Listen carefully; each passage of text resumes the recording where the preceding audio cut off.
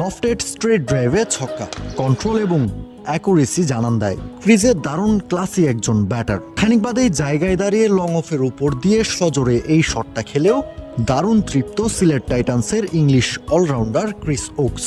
যতক্ষণ বলটা বাতাসে ভেসে সীমানা ছাড়া হয়েছে ঠিক ততক্ষণই তৃপ্তি নিয়ে বলের উপর নজর রেখেছেন ক্রিস। পাওয়ার হিটার ওকসের ব্যাটে ঠিক এমন ক্লাসিক কাভার ড্রাইভও দেখা গেছে টাইটান্সদের অনুশীলনে। বিপিএল এর সুপার 4-এর আগে দলটার জন্য দুর্দান্ত ইনক্লুশন হতে পারেন ওকস। ব্যাট হাতে যদি নেটের মার্কাটারি ব্যাটিংটা খেলার মাঠ পর্যন্ত টেনে আনতে পারেন তাহলে তো সেটা সিলেটের জন্য হবে সোনায় সোহাগা।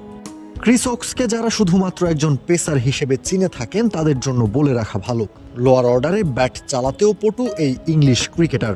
আন্তর্জাতিক টি-20তে 17 ইনিংসে ব্যাট করে 125-এর উপর স্ট্রাইক রেটে সর্বোচ্চ 37 রান সহ মোট 147 রান করেছেন ওকস, যার 8টাতেই আবার থেকেছেন নট আউট। স্বীকৃত টি-20তে 101 ইনিংসে ওকসের রান 1000-এরও বেশি, সর্বোচ্চ 57 রান করে অপরাজিত থাকার রেকর্ডটাও আছে তার।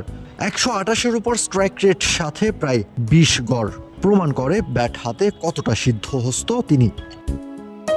Lily ultra soft serum gel কে স্কিনে দেয় 3 গুণ সিরাম হাইড্রেশন। সিরাম জেল হাইড্রেশনে ব্রাইট থাকো সব সিজনে।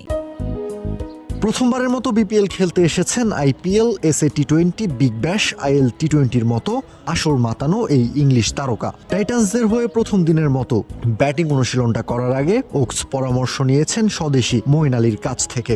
বিপিএল যে মঈনের একেবারেই নখদর্পণে সেটাও জানা আছে ওকসের। এই তো গেল তার ব্যাটিংয়ের গল্পটা। ওকসের কাছ থেকে বোলিংটাই বেশি করে চাইবে মেহেদী হাসান মিরাজের সিলেট টাইটান্স। ওকস যখন বোলিং করছিলেন মিরাজ ছিলেন নন স্ট্রাইক এন্ডে।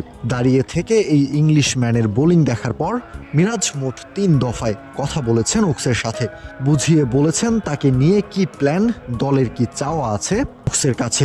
ওকসও মনোযোগ দিয়ে শুনেছেন মিরাজের কথা, নিজের বোলিং প্ল্যানটাও শেয়ার করেছেন ক্যাপ্টেনের সাথে।